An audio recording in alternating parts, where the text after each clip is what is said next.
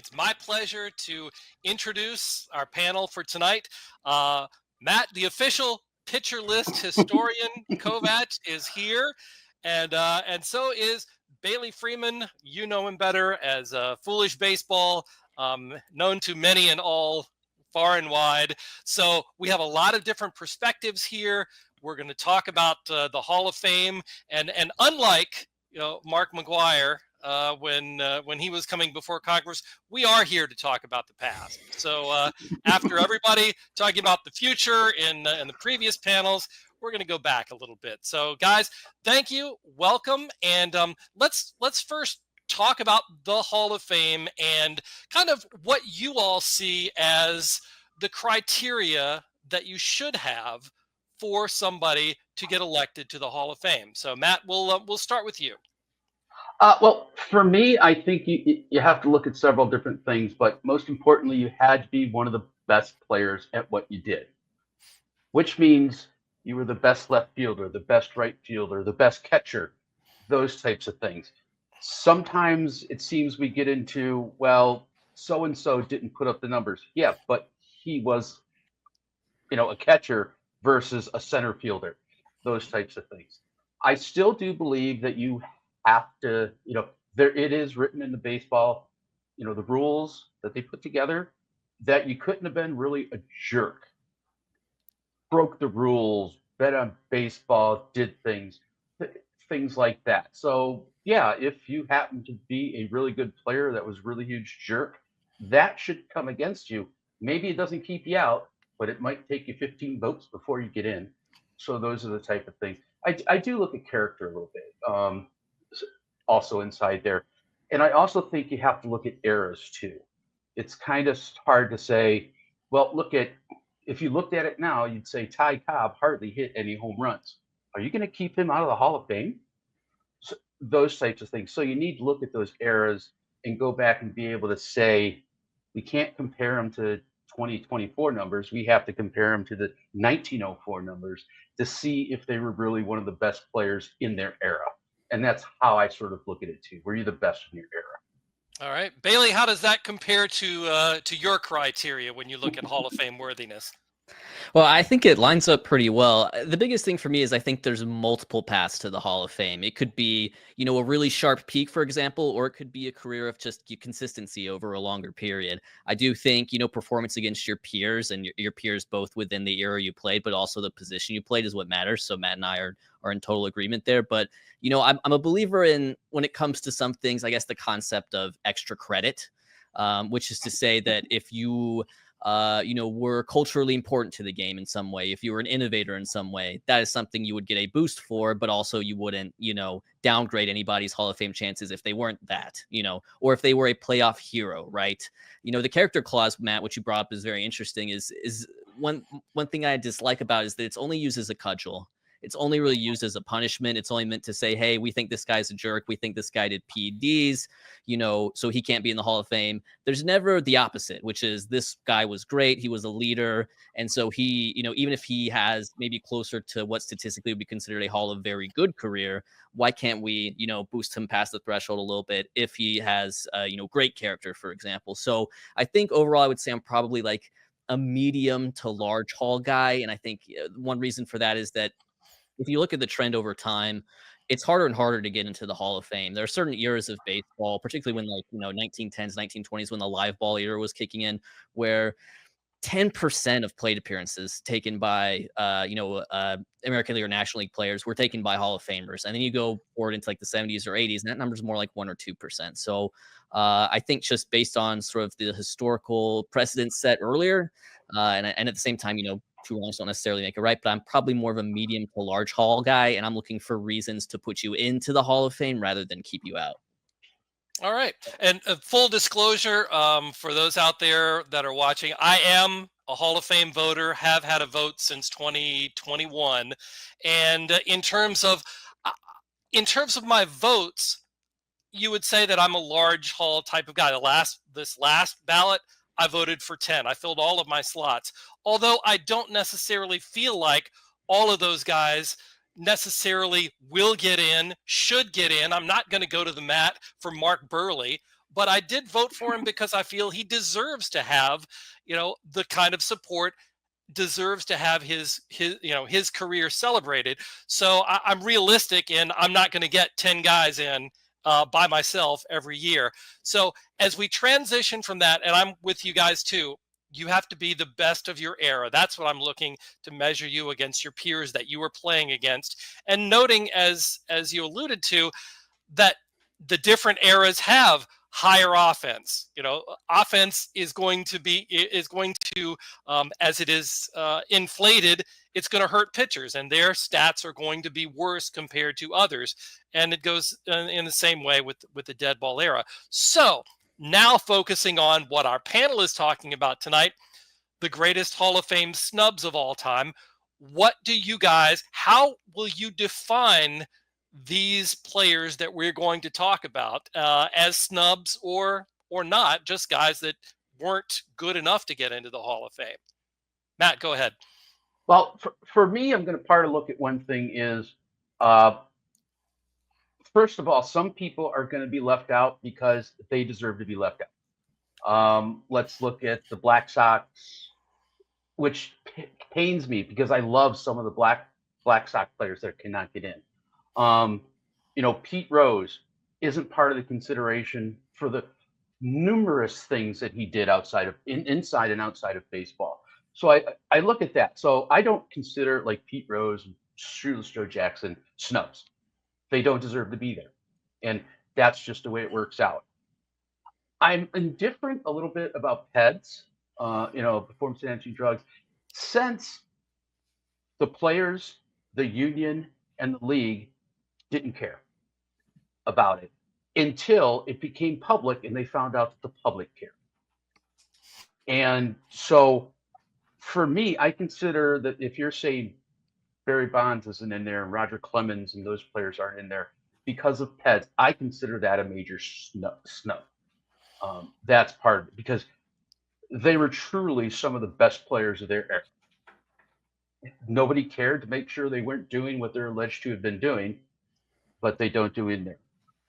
That's part of it.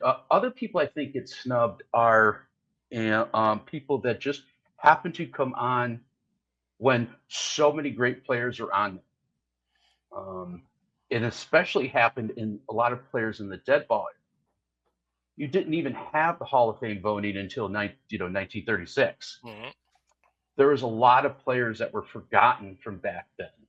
And then the Veterans Committee has to come on and get that. And it's just hard, since it's hard to keep those stories moving forward. You sort of forget, as the writers no longer are people that are contributing to the voting, and we get new writers in there. They don't know those stories about some of those players and how good they were. And especially back in the old days, writers didn't always get to see all the players because National League never played in the American League. So, if you were in Cleveland, you maybe heard about some of the Reds players, but you didn't get to see those. So that's where I think some of the snubs come from. And unfortunately, we had players that got hurt. And back in the day, there wasn't a way there, the training wasn't good and players were getting hurt and their careers were hurt that way. There's a whole bunch of players that I think could have been Hall of Famers, but unfortunately, they spent, when they were 18, 19, and 20, they spent it in World War II. So their careers got cut short a little bit that way. And then obviously some players died. They were young and something happened, like Thurman Munson, which I'm sure we'll be talking about. Mm-hmm. Just, he passed away. And it wasn't, Roberto Clemente that happened, but Roberto Clemente had that longer career. Addie Josh passed away, and they had to take it till 1970 before they got him in. So those are some of the reasons I think we have the snubs and why we have those. And then I also think we have players that were great in the wrong era. You used to have players that if he had hit 300, you had a good chance at the Hall of Fame. Now, and it's been mentioned, maybe if you have a 400 on base percentage, that maybe you have a chance. There's a bunch of players from the 30s, 40s, and 50s that were considered mediocre players. They had 400 on base percentages. but it didn't work in the offenses at the time. So that's some of the snubs and some of the people I'd like to look back at and say, no, maybe we should reconsider them because of this. Now that we're looking at it differently. All right, we'll put a pin in some of those. The older players too. We'll make sure to hit on those before we're done. Bailey, how about you? Just some thoughts about how you define Hall of Fame snubs. Well, yeah, and I think what Matt was hinting to at the end there is right in line with my sort of perspective.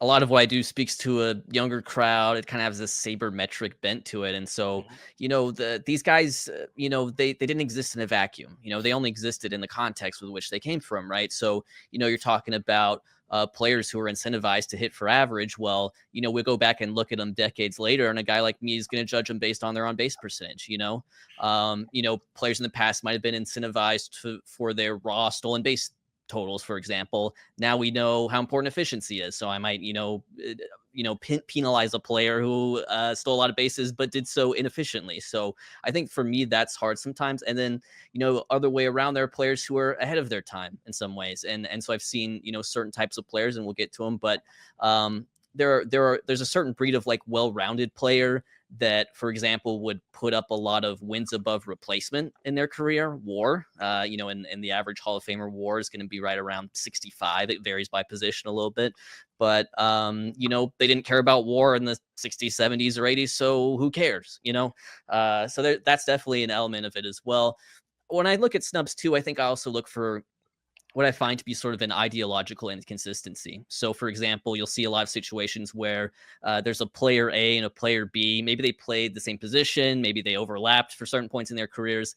And yet their performance on the Hall of Fame ballot varies drastically, right? Maybe one of them got into the Hall of Fame easily and one of them, fell off the ballot, for example. So that's a big thing for me, is when I feel like there's been a precedent established that if this player is good enough, then, the next player should be good enough. And that always hasn't been the case. So Steve, as a BBWA writer and voter, I expect for you to fix this. I want you to fix this. And No pressure. It's solely your responsibility, and also figure out what we're doing with the PED guys, because apparently that's your responsibility as well. Well, I've tried the best that I can just in these few years, and from my point of view, here's how I look at the PED guys. And I voted for Clemens, I voted for Barry Bonds, and I voted for Gary Sheffield, who fell off the ballot.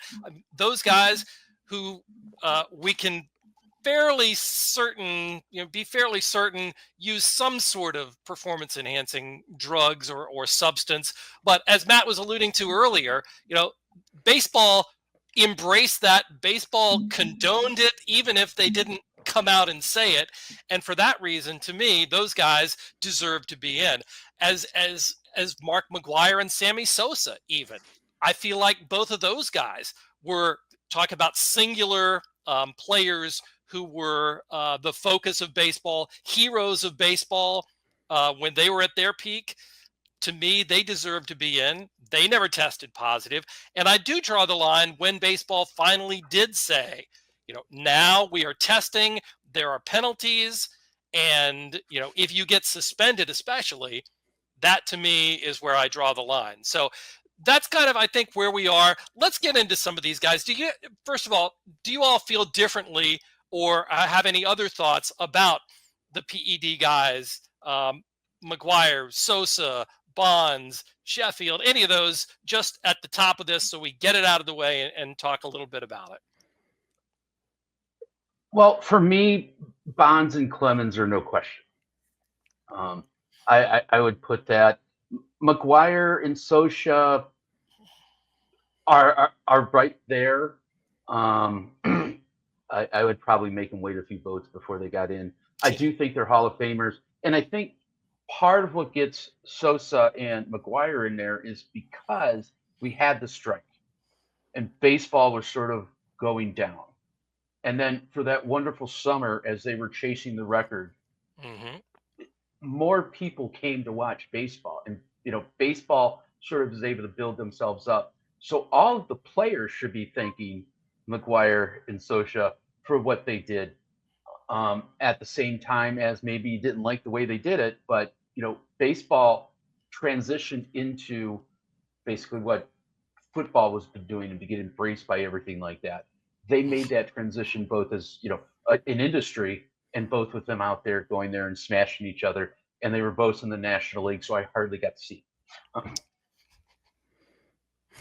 that's where I got. And Sheffield, man, is he close? It's.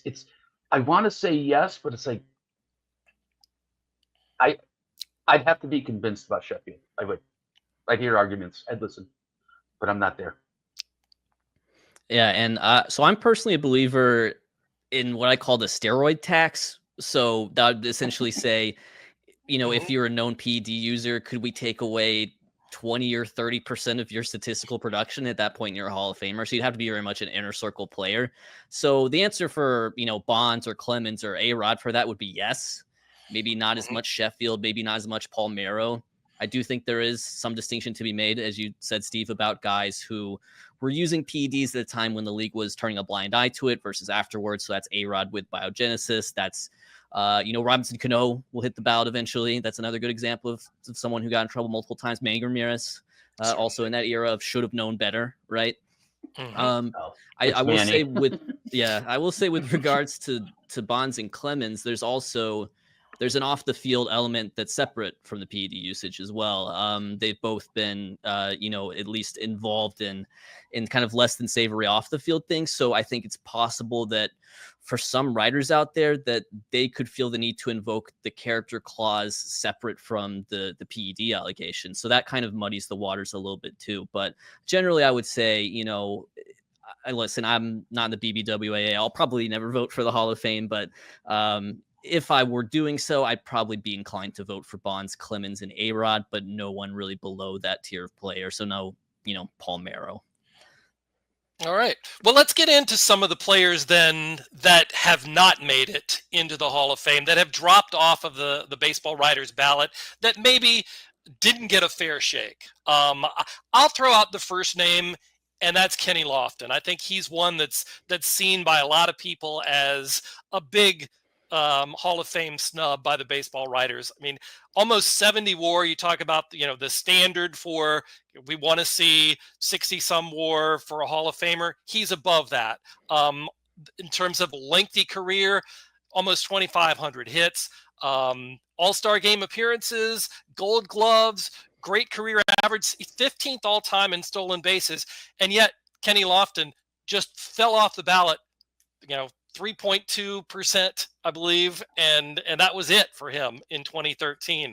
So guys, if you want to comment on Lofton or those types of players that are one and done, we'll get to several of them. But go ahead and have at it. Am I off base, or is it pretty standard to say Kenny got a raw deal?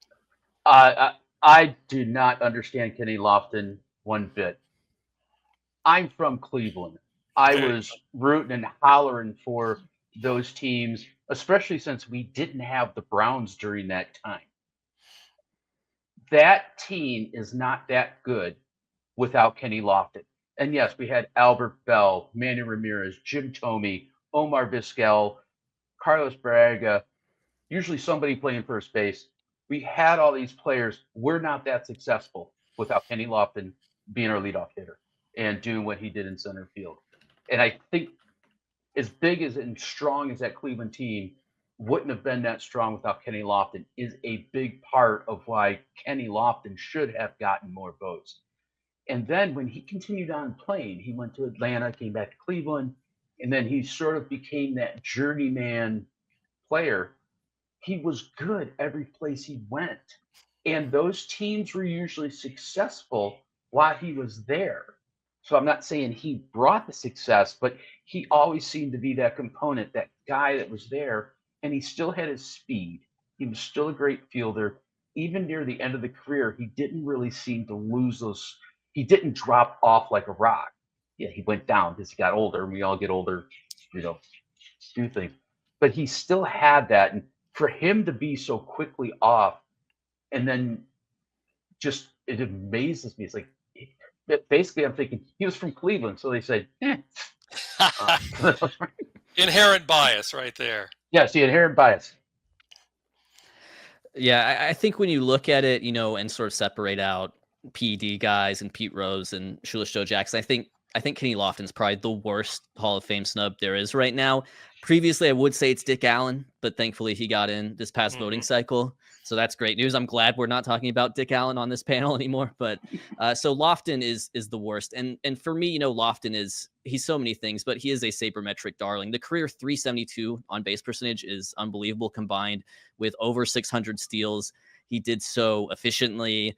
But what's also curious too is, and you know, one threshold I look at a lot, just when kind of trying to look at how a hitter may perform on the ballot, is that there hasn't been a non-catcher to getting into the Hall of Fame via the writer's ballot, especially that didn't at least eclipse 2,000 career hits. And Kenny's right there at 2,400, so that's not, you know, an issue either. So, you know, I try to look at certain Hall of Fame candidacies through the lens of what I think, you know, as a more sabermetric person, but also what, you know, a voter may think, right? So I don't understand, you know, what criteria he failed to meet. I think one thing we were talking about leading into this was just how crowded the ballot was at the time, and that's what really led to him falling off in the first place. When you're on a ballot with 10 or 11 eventual Hall of Famers, you could reasonably fill out a ballot, use every single one of your slots, and not vote for Kenny Lofton. I think that did happen with him for some extent. And I lament the fact that the Veterans Committee, I think, probably relies too much on ballot performance when deciding their candidates to nominate, because what it tends to be is guys who, you know, stayed around on the ballot, guys who, you know, were maybe bringing in 20, 30, 40% of the vote, but, you know, didn't reach the 75% threshold. So someone like Lofton, you know, gets kind of a raw deal in that sense as well, because it's going to be harder for him to end up on a committee vote someday, even though he's totally deserving. Yeah, and like you said, that ballot not only had all of those Hall of Famers, but also had, you know, Clemens and Bonds and Sosa and those guys and Schilling that didn't make it, you know, and they're sucking up a lot of those votes too, because they were great players in their own right. So we'll see this, you know, this happened. Billy Wagner was one of those too that was on very crowded ballot and just managed to get enough to keep staying on the ballot to the point where he was able to finally get elected this year. All right, let's look at I'll throw some names out for you guys and kind of give you your pick as to which pitches you want to swing at. So I'll throw out, we'll start in the outfield. I'll throw Dwight Evans, I'll throw Dale Murphy, Albert Bell, and Jim Edmonds, and let you take a swing at whichever one. I'll give you, Bailey, the first shot at this one. I'm gonna take a swing at Dwight Evans, and this is something that I alluded to earlier. Is when you have players playing similar positions, and there's comparable players, there's peers. It doesn't make any sense to me that Jim Rice is in the Hall of Fame and Dwight Evans isn't, you know, and I think that the accolades are there for Jim Rice. He had the MVP, which is something that Dwight Evans never had, but just, you know, statistically, like, these guys' careers overlap. They're both corner outfielders. They played for the same team. And so that to me is pretty indicative of what I would define as a Hall of Fame snub, is when you have a player who is comparable from the same era, who gets into the Hall of Fame, and yet another player, for whatever reason, doesn't. So that would be where I would start with Dwight Evans. I would say go ahead and compare him to Jim Rice, and in a lot of ways he will be favorable. Yes, especially defensively, Jim Rice was very, very bad. I think, can we say that? And Dwight Evans had all the room in Fenway Park and right field to cover. Jim Rice played in front of the Green Monster, but yet the offensive statistics kind of jump out more so, the MVP, all that. Matt, are you gonna go with Albert Bell, or would you like one of the other outfielders? Well, first I want to say I always thought Dwight Evans was a little bit better than Jim Rice. Mm-hmm. So I agree with you guys there. Albert Bell, I'd love to say he's a snub. I would. But I think part of the reason that kept him out, and once again, this is negative reflecting on the character flaws, is I also know, since I was in Cleveland, that he was not a very pleasant person. And he did throw a baseball at a fan and hit them. So while he was a great player and he was intimidating, and I loved him having on Guardians, I think part of that problem that happened with him is that character issue that he did not get and clean up until after he was out of baseball. it really does hurt him. And I think the fact that when he got that hip injury, it was degenerative, Hmm. really got him to the point where he was still a great player. He could have overcome some of the issues that he had and some of those things, but he never got that opportunity. So it becomes a question of, if you thought somebody could have played well enough to get past their character issues, then Albert Bell missed that chance, unfortunately. But I think he would be one of the great candidates for the Hall of Very, Very Good on that. So, and I hate Certainly, to bring up the character his issue peak badly, was but very high, for sure. yeah, yep. But also, I would say another reason which we didn't mention about Kenny Lofton is he was such a good teammate from everything that he is definitely somebody should get that boost from being such a good person that, and 70 WAR. I don't know how much more he needs. Maybe a sainthood in front of it. But yeah, I I love Albert Bell, but I don't see him as a snub because he never overcame the things that he did, and also pissing off the writer. Sorry, Nick. Upsetting the writers all the time was also another issue. Do you like Dale Murphy then, or Jim Edmonds as a potential candidate for this list of snubs? Uh, Dale Murphy, I watched him growing up, and I have no idea how they were thinking that he couldn't be in there.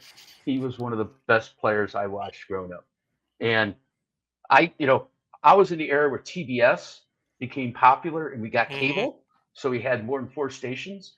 I used to watch Atlanta Brave games all the time, I love Skip and Carey. Love yeah, Skip watching Skip Carey. Base uh, hit, right I, field. I have no idea why he's not in.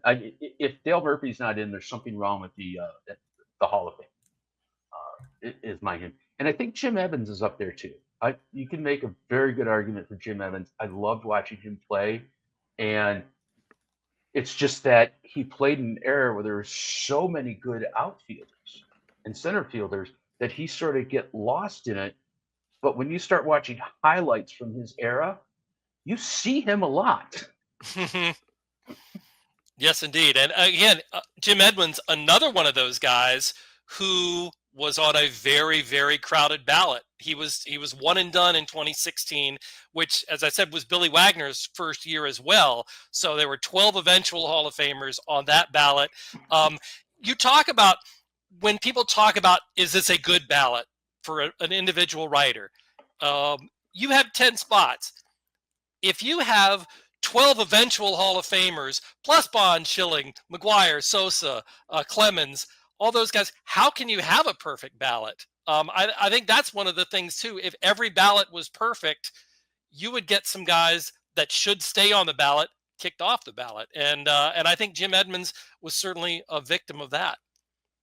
And Jay Jaffe actually mentioned something, and Nick brought it up in the previous one, is that there should be something for the writers to say, if I had more votes, I would include these people, so you don't get them off. Yep. So this isn't a no. This is, I don't have enough votes. And I think some do, when they write a column to explain their ballot, say I had to either vote strategically and vote for or not vote for a guy that I knew was going to be, able to get in, or was going to stay on the ballot for somebody that was in danger of getting kicked off. So I think that's certainly, and with Dale Murphy, I think what's one good thing for him is Dave Parker was elected this year by the Veterans Committee. Dale Murphy and Dave Parker were pretty close to right about the same level of performance. Both of them had 121 OPS pluses for their careers, and Murphy had more home runs, more WAR. So I think that may bode well for him. And as we were talking about the character clause, I don't think anybody has said a bad word about Dale Murphy, other than the fact that his career just sort of tailed off at the end, and he was not very effective after age 32 or something like that. Let's move to the infield then. And there are some other guys that certainly qualify for this. I'll throw out these for you. Lou Whitaker, former Rookie of the Year, 3-time Gold Glover, 4-time Silver Slugger. Bobby Grich, great defensive player, high on base percentage, 6 All-Star games, 4 Gold Gloves. Greg Nettles, also a 6-time Gold Glover, 2-time World Series champion. And one of I have to say, credit for you guys, as I was looking back at some of the suggestions that we had batted around beforehand. Ken Boyer, 11 All-Star game appearances from the St. Louis Cardinals back in the day. Also, I think seems to be deserving of being in the conversation. So you guys have at it. What do you think about those guys? We'll let Bailey start. Me and you've been talking a lot. So. All right. Well, the thing is, they're all fundamentally the same guy. They accrued a lot of WAR. Nobody cared about WAR in their career, but the way they did it is they walked more than average, particularly for their position. They played better than average defense at their position. Sometimes it was recognized with Gold Gloves, and sometimes it wasn't. I think you see like a wide variance in terms of accolades here. Like Boyer's someone who has them. He was 11-time All-Star, 5-time Gold Glove, and an MVP award. He was also just previously on the Veterans Committee, ballot. He didn't, make it. He didn't clear the threshold, but he was there, and I think he has been there in the past before. Whereas you look at someone like maybe, Lou Whitaker, right? Well, Lou Whitaker was, a 5-time All-Star, right? That's, that's good, but that's probably below the average amount of All-Star game appearances that the Hall of Fame hitter has, if I have to guess.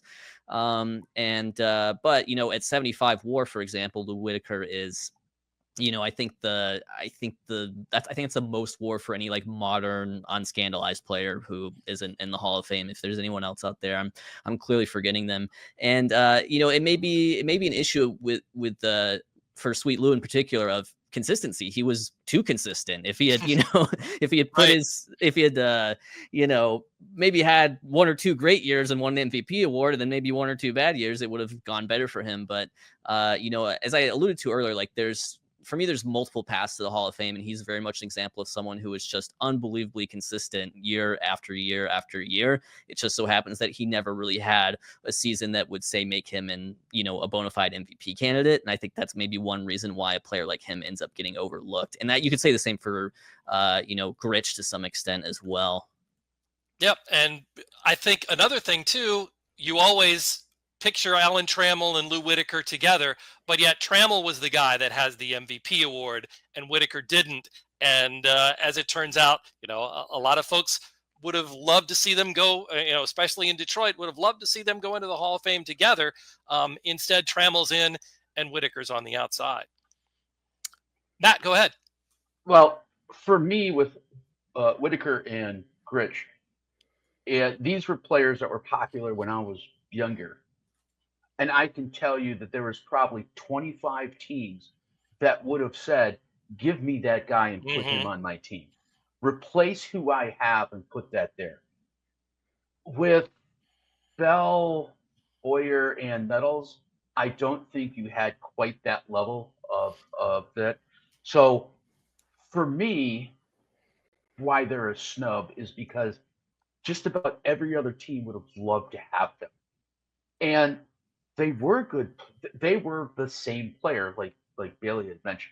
They're about the same player, but that's saying that they're about the same player at this level. At this level. Where I think the other ones were a little bit behind there. But Lou Whitaker, I grew up hating the Tigers because I'm from Cleveland. We don't like Detroit, and they were always better than what we had. No matter what we happen, and even I think Cincinnati might have thought a little bit, especially in the 80s, that they would have liked to have Lou Whitaker and Alan Trammell playing on those teams. Besides that, so that's my take on it. It's just, and also Lou Whitaker and Bobby Grich. Once again, let's put that positive character clause in it. They were great teammates. Nobody ever said anything bad about them. Give them that extra boost. So, Steve, it's up to you. Vote for him again. Yeah, and you mentioned too. You threw a little mention who I forgot to include in the list, Buddy Bell, who 5 All-Star games, 6 Gold Gloves. Again, that fine defensive player, glue in the clubhouse, that sort of thing. And I grew up as a Baltimore Orioles fan, as they're back over there, the batting helmet. And I remember Bobby Grich, but again, overshadowed by Brooks Robinson, who was just, perhaps one of the greatest, if not the greatest, infielder of all time. It's hard to shine when you've got Brooks at third base and Bobby Grich is playing second. So let's talk some more about the other corner, some overshadowed first baseman, and I think a lot of the concerns when people bring up Snubs at first base, you've got to talk about Don Mattingly, who were a lot of people's favorite player growing up. Keith Hernandez, also in New York, a lot of publicity, but not, that didn't help push them over the top. And a couple other guys too that we talked about in our pregame, Carlos Delgado and Will Clark, also fantastic careers. Were they good enough though to get to Cooperstown? Bailey, go ahead. Yeah, I'd like to get started on these. So, and with Matt, it's interesting. I sort of believe in the concept of Hall of Fame vibe, which is, I think a lot of times when people watch a player, they have a feeling that they're watching a Hall of Famer or they aren't, right? So Bobby Abreu is a good example of this. Bobby Abreu is on the ballot right now. Bobby Abreu has a lot of the statistical markers you might look for in a Hall of Famer. And at no point in Bobby Abreu's career did anyone watch Bobby Abreu and think, oh, I'm watching a future Hall of Famer right now, right? People might have felt that way about Whitaker, but they probably didn't feel that way about, Buddy Bell or Greg Nettles or anyone like that. And Mattingly is such an interesting example of this because he absolutely fits that bill. When people watched Don Mattingly play, they thought they were watching a Hall of Famer 100%. And it just so happens, with his career kind of wrapping up early with injuries and things like that, you go look back at his stats and they aren't really in line with a lot of the great Hall of Famers, for example. He has a 127 OPS plus, and there's a lot of, first basemen who both played longer than him and had a higher OPS plus than that. The defense at first base is kind of, it's an interesting subject because it's elite defense at a position that is considered to be the lowest on the defensive spectrum. So he's amazing at the position that's easiest to play, right? In theory, at least. So, for me, it's like a stats guy who's young and didn't really grow up watching either of those guys play. Like Keith is more compelling from a statistical perspective. Keith Hernandez is, because I feel like he's just got, a longer career, just more raw production and, statistically just as good, if not a better defender than Don Mattingly as first base. But those are, probably the two best defensive first basemen all time right there, 1 and 2. So yeah, I think it's interesting because Mattingly's a guy who, like when people watched him and he was winning MVP, we were so sure we were watching a Hall of Famer. And then, it's only, 5 or 10 years after the fact when his career is wrapping up that you realize, oh, he may have a really difficult time.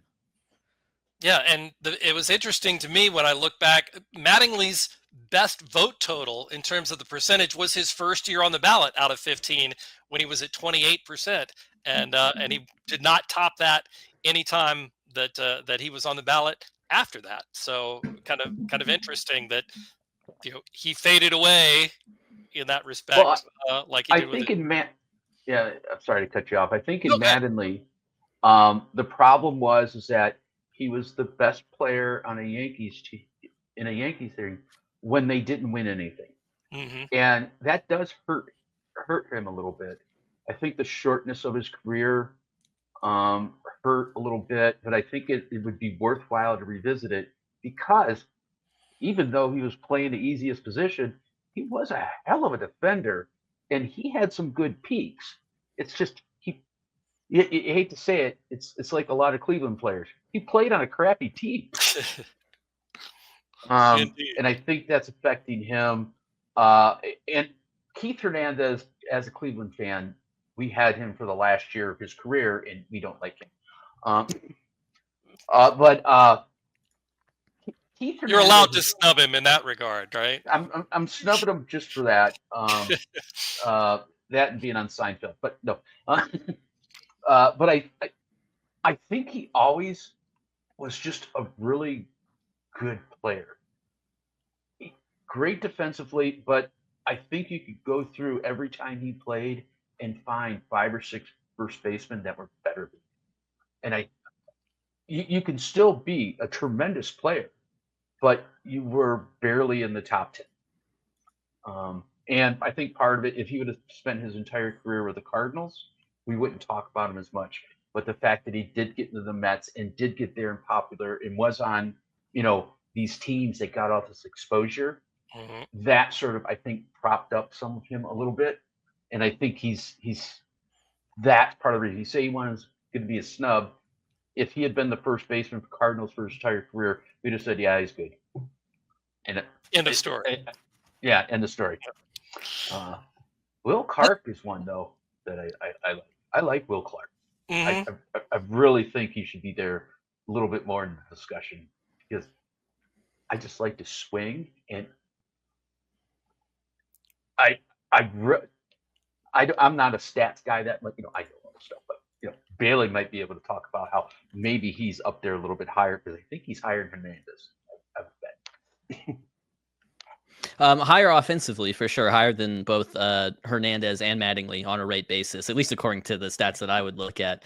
Career 384 on base percentage, 495 slug, or 497 slug for a 137 OPS plus. But I think the thing for me for Clark is, and I do put some weight in this, and this applied to Billy Wagner just on the most recent voting cycle, but when you end your career and you're still a really good player and you simply elect to not go on any further, that actually means something to me. We see a lot of guys. Sabathia is a good foil to this, right? Sabathia pitched until he just could not pitch anymore. And then he kept on pitching a little bit more after that. Like Sabathia, we saw the wheels fall off in real time. It was something really special to watch, actually. But Will Clark, his final season, he hit 319. He hit 21 home runs. His OPS was 964. He was actually switched teams midseason. He went from Baltimore to St. Louis. He was better in St. Louis at the end there than he was with Baltimore. And so he was very much a guy who, at the age of 36, could have kept going on in theory for 2 or 3 more years probably, and just simply chose not to. He said he was done. And I think I put some weight into that. If some players choose to call it quits when they're still pretty close to the top of their game, some choose not to. But I think there's almost this like imaginary extra Billy Wagner production for 1 or 2 more years, or this imaginary extra Will Clark production for 1 or 2 more years that is of import to me. I'm not sure if everyone feels that way, but I think just finishing your career on a high note, even David Ortiz is a good example of that as well. That's who I was going to say. Yeah. Yep. So go ahead on that, Steve. No, I'm with you there, and the opposite. I think it hurts players like Felix Hernandez, and Andrew Jones has not gotten in several years on the ballot currently. Those players whose careers just after, say, age 30 just sort of tail off and go in the toilet to some degree. And Dale Murphy alluded to that earlier. Put him in that list too. It leaves a bad taste, maybe, it's recency bias or whatever, but it does stick with the voters, I think, or at least some of them, maybe enough to matter. Let's go ahead to let's go to catcher real quick. A couple guys, Thurman Munson and Bill Freehan. Either of you guys want to address those 2 players or any other catchers? I think we brought up Munson before. I mentioned him, and he was from Akron, Ohio, from Northeast Ohio. Like I said, he's the best player that ever came out of Akron, Ohio. Then there's some guy named James. But his career, if Rookie of the Year, an MVP award, 7-time All-Star. Yeah. 7-time All-Star. He was the spark plug of that 70s, Yankees teams you had Reggie Jackson and Billy Martin coming in and out and all these things. And he was that glue that had that team together and really got there. And his life was shortened, because of a plane crash. But if you just take a look at him and, you have some precedents to say, we'll assume he would have still played better. But he still is up there in catchers with that short career. So I think he's a big snub, and not just because he's a fellow Buckhead. Fair enough. Bailey, you have Bill Freeman? Yeah, I'll hit a little on Munson too. Okay, So that's fine. It's interesting to me that when a player's career is cut short for reasons outside of their control, there seems to be sort of an inconsistency there, because I think about Munson, who tragically passed away, doesn't get sort of that benefit of the doubt, doesn't get that induction, but Addy Joss does. That was always a little bit curious to me. I think Kirby Puckett's a good example of this. Kirby Puckett thankfully did not pass away, but his career was cut short, still playing at a very high level because of his eye condition. And so he gets the benefit of the doubt. And then somehow, I wonder if it happened to Andrew Jones when he was 31, if he could suddenly not play baseball anymore at 31, he'd probably be in the Hall of Fame right now. Instead, we see him, play badly for basically the second half of his career. And that, as you said, Steve, that leaves a bad taste in people's mouths. Freehan. So Freehan's an interesting one for me. And he's not like, one of the more well-known, Hall of Fame snubs. But what's curious to me about Freehan is, I think about it in regards to accolades. Freehan was an 11-time All-Star and a 5-time Gold Glove winner. He was on the 68 Tigers team that won the World Series. And the people that vote for these accolades vote for the Hall of Fame, right? I mean, that they, the same people who are voting for Bill Freehan, when he was getting all this recognition as a player, he had an MVP runner up. He had a third place MVP finish back to back in 67 and 68. Those were the two best years of his career. And then he hits the ballot, 5-10 years after that. And all of a sudden it's like, we don't know who Bill Freehan is, it's like, we don't think that guy was any good. So that's one thing that's always curious to me, is when a player has the accolades, but still doesn't seem to succeed on the writers' ballot, even when a lot of those accolades are given by writers in the first place. Not all of them, of course, like All-Star. I don't know how it was in the 60s, but it's fan voting now a lot of the times. Right. And Gold Gloves aren't, writers, for example. But,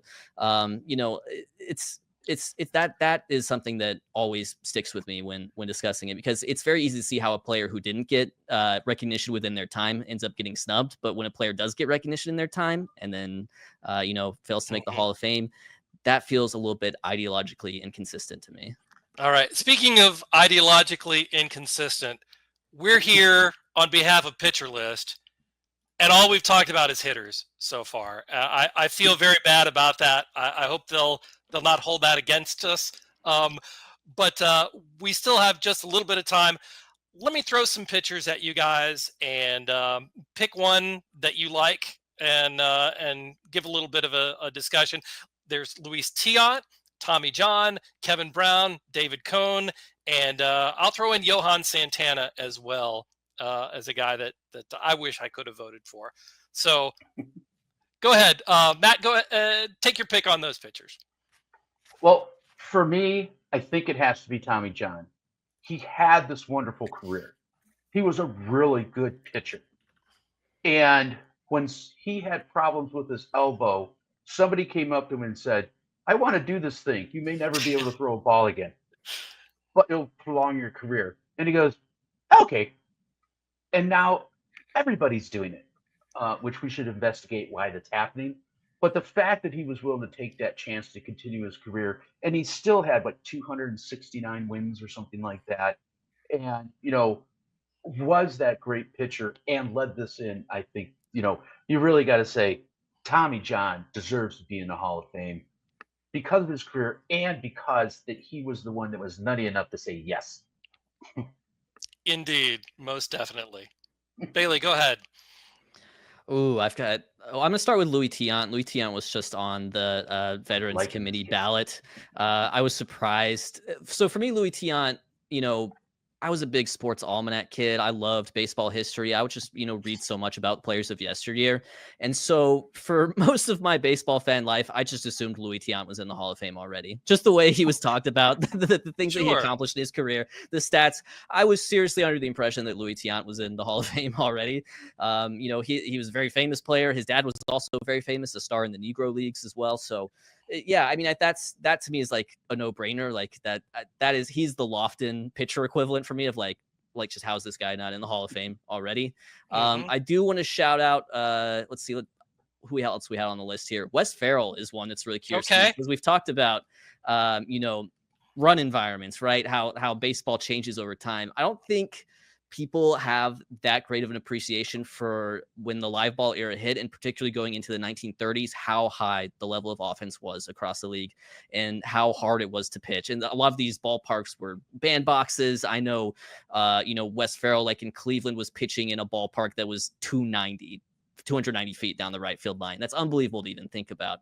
And despite that, you know, he has all these years where he's, you know, he's throwing 300 innings and the ERAs in the mid threes. And that's, you know, 30-40% better than the league average ERA at the time, because of just how high the offense was. So Wes Farrell's an interesting one for me. His career ERA is basically right at 4, but his ERA plus, which is normalized to where 100 is always averages 116. So it's about 16% better in terms of run prevention, you know, as a pitcher. Also a great hitter, one of the all-time great hitting pitchers of all time. And his brother's in the Hall of Fame. That's the other sort of funny thing there. And statistically, he's probably superior to his brother in some ways. So Wes Farrell, for me, is particularly as like a pre-integration pitcher, to me, stands out as a snub.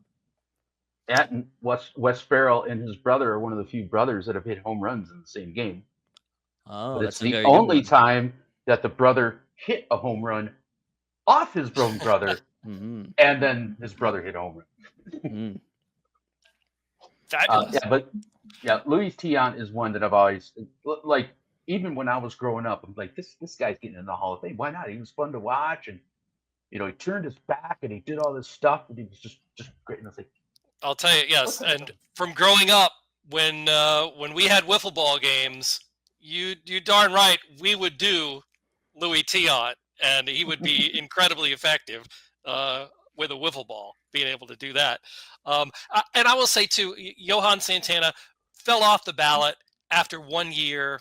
You know, somebody who was so dominant. You talk about a peak, and I think this sort of goes along with Felix Hernandez and my feelings about Felix Hernandez, who I did vote for this year, in that the peak was so high when he was out there. 2-time Cy Young Award winner, 3-time ERA champ, also a very good fielder on the mound. It was a shame to me to see him fall off the ballot after only, you know, 1 time. Again, a crowded ballot, sure, but it seems like if he had gotten to 5% and been able to continue, that he might have been one of those players that saw his support grow year after year after year as people give him a lot closer look. That's kind of, in voting for Felix Hernandez, that's kind of my thought. You know, let's look at Felix, what he did for his entire career, and maybe give it a little bit more of a rigorous looking at as the years pass. and the unique thing about him is the year he won the Triple Crown, Right, the Triple Crown. none of those numbers were his career best. Mhm. So the year he did that, other years he had better numbers than the year he won the Triple Crown. Well, and Which that deserves a look. yeah, I want to chime in on Santana as well. You know, he compares favorably to Koufax in a lot of ways. He is, I think, the closest thing we've had to modern Koufax statistically. In fact, in 2005, I believe he was snubbed for the Cy Young Award. That's my personal opinion. He was, you know, in terms of run prevention, better than Bartolo Colon, but Colon, you know, won 20 games and Johan Santana didn't. And if he gets that, then he has 3 Cy Young Awards in a row, right? And at that point, I don't think you can take away anything from him. And, you know, it's interesting too, because I think it just ties back to where we started, right? Because we started with Tommy John. We're ending here with, you know, Johan Santana. You know, Dr. Frank Jobe, who pioneered the Tommy John surgery, said if he had thought about it, you know, 5 or 10 years earlier, it would have been called Sandy Koufax surgery instead. So yeah, I think Johan, yeah, I mean, that very clear example of a guy who, as you said, Steve, if he had been able to clear that initial 5% threshold, would have probably just kept on, you know, tacking on votes year after year, and I could have seen him getting to 75%. And as I alluded to earlier, I hope that despite the fact that he was a one and done, that he could be up for committee consideration at some point, even though that's harder than it is for guys who, you know, last the full 10 years but don't reach the 75%. Right. All right. And before we close, We have a pitch sort of from out of left field. We have enough time to talk about Sherry McGee. So, who is Sherry McGee, and why should we be talking about Sherry McGee? Sherry McGee was a player. Sherwood was his real name. Started in 1904. He ended in 1919. So he was completely in that dead ball era. He was 19 years old, and the Phillies pulled him out of sandlot ball, and 2 days later had him playing baseball. That was how he got into baseball as 19 years old. He was, and if you read stories about him, other teams said he was probably one of the best players in baseball. He was a five-tool player. He could hit, he could run, he could field, he could do everything. He did have one small problem. He was Irish and had an Irish temper. And in 1911, he did beat up an umpire and knock him unconscious. So, and he was suspended for 5 weeks during that time. But if you look as left fielders, he is the 15th best left fielder by WAR. Like Willie Stargell is below him, and other players are really below him. His numbers aren't quite there, but he played in the dead ball era, and he was one of the better players, especially better outfielders in the dead ball era. But unfortunately, he had people like Hornswagner, Ty Cobb, and some of those people who were just exceptionally better than just about anybody else in that league. He was playing when Trez Speaker was starting up, these types of things. And I think part of his problem was he only played in, I think, one World Series, if I remember. He played most of his career in the National League, so he really didn't do that. And when he left baseball, he played for another 6 years in the minor leagues, even hitting 300 when he was 40. Because he didn't know how to do anything else. He had played baseball, started playing baseball. It's the only job he did. But if you look at his numbers and look at him in his era, he's in the top 10 for players, especially as left fielders. It happened to be he retired at 1919. By the time they had the Hall of Fame votes, he was a memory that people talked about. And he played in Philly. He wasn't in New York and those types of places. So right. I really think he's a huge snub, and I'd really like to get him another look by the veterans.